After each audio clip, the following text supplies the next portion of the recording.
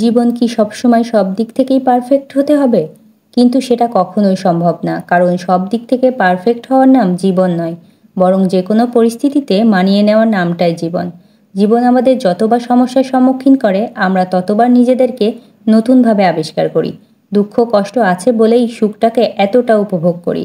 দুঃখ কষ্ট না থাকলে সুখের এতটা মূল্য আমাদের কাছে কখনোই থাকতো না, কারণ নিজেদের প্রয়োজন ছাড়া আমরা কোনো কিছুর মূল্যায়ন করতেই জানি না।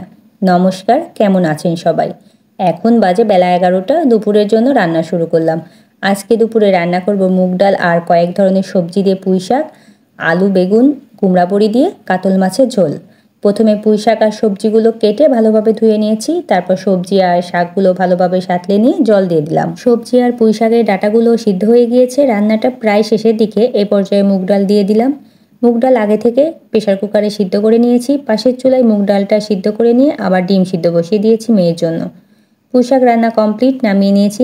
নামানোর আগে সামান্য চালের গুঁড়া আর দিয়েছি সামান্য চিনি।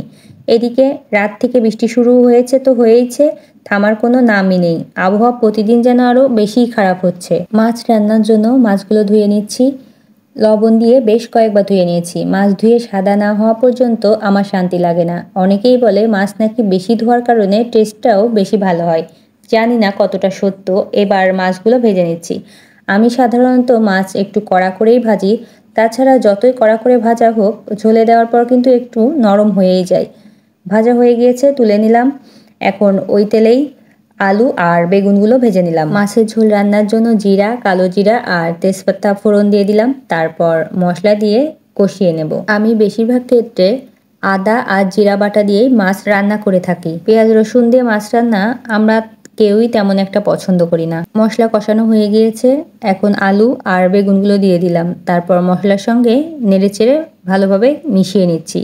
আর এবারে দিয়ে দিলাম গরম জল। জলের পরিমাণটা একটু বেশিই দিলাম, কারণ ঝোলের পরিমাণটা একটু বেশি রাখতে হবে। কুমড়ো বড়ি দেওয়ার পর ঝোল অনেকটাই টেনে যায়। বড়িগুলো আগে থেকে হালকাভাবে ভেজে নিয়েছি, আর ঝোল ফুটে উঠলে দিয়ে দিচ্ছি ভেজে রাখা মাছগুলো। এবার কিছুক্ষণ রান্না করব, আর নামানোর আগে দিয়ে দেব গরম মশলার গুঁড়া।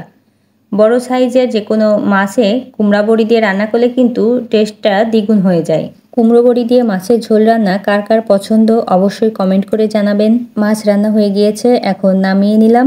আর ঝোলের কালারটা কিন্তু খুব সুন্দর এসেছে। বিকেল টাইমে মেয়ের জন্য দুধ জাল করতে রান্না করে এসেছিলাম, কিন্তু সে দুধ খাবে না, নুডলস খাবে। ঠান্ডা লেগেছে, কিছুই খেতে চাচ্ছে না।